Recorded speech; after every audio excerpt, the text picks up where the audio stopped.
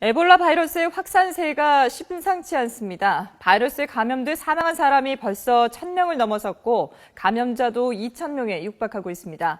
사태가 나빠지자 세계보건기구 WHO가 논란에도 불구하고 시험 단계 치료제 사용을 허용하기로 했습니다. 국제부 연결해서 자세한 내용 들어보겠습니다. 지순환 기자.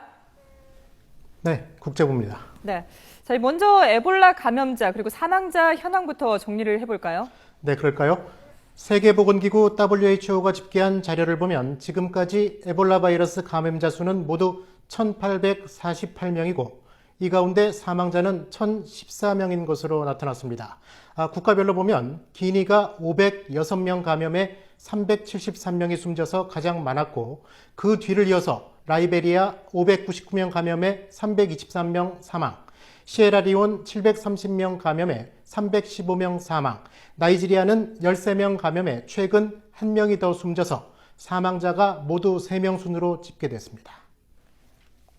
네, 사태가 좀처럼 진정되지 않고 이렇게 감염자와 사망자가 계속해서 늘자 세계보건기구가 시험 단계에 있는 치료제 사용을 허가했죠? 네, 그렇습니다. 세계보건기구 WHO가 의료윤리위원회를 열었는데요. 시험 단계에 있는 에볼라 치료제의 사용을 허가했습니다. WHO는 에볼라가 발병한 현재를 특수한 상황으로 규정했습니다. 그리고 시험용 치료제의 인체에 미치는 효능과 부작용이 아직 검증되지 않았다는 사실도 분명히 했습니다.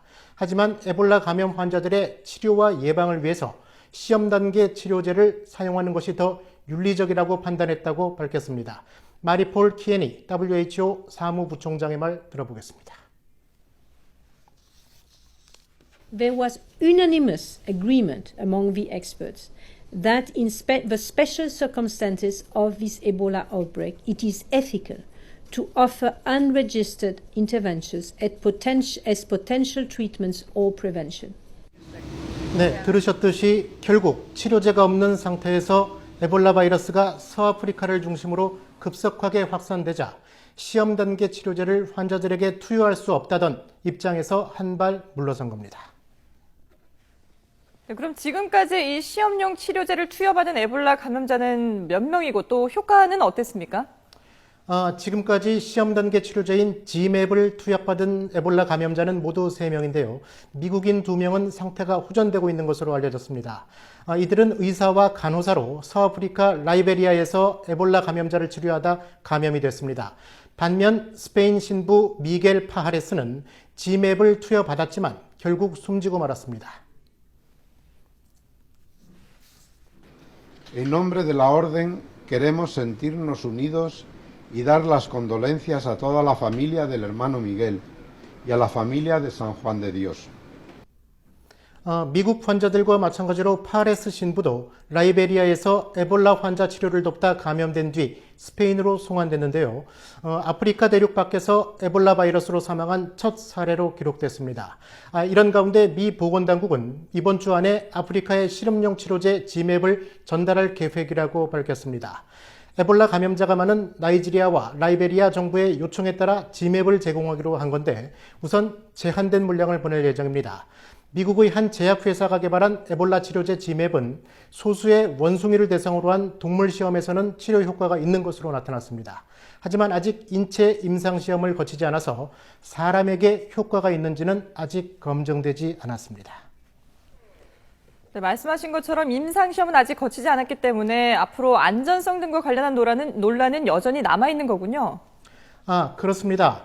논란의 출발점은 안전성, 다시 말해 약의 효능과 부작용 문제입니다. 세계보건기구 사무부총장인 마리폴 키에니 박사는 투약한 사람의 숫자 자체가 너무 적어서 약효가 있다고 말하기 어려운 상황이라고 밝혔습니다.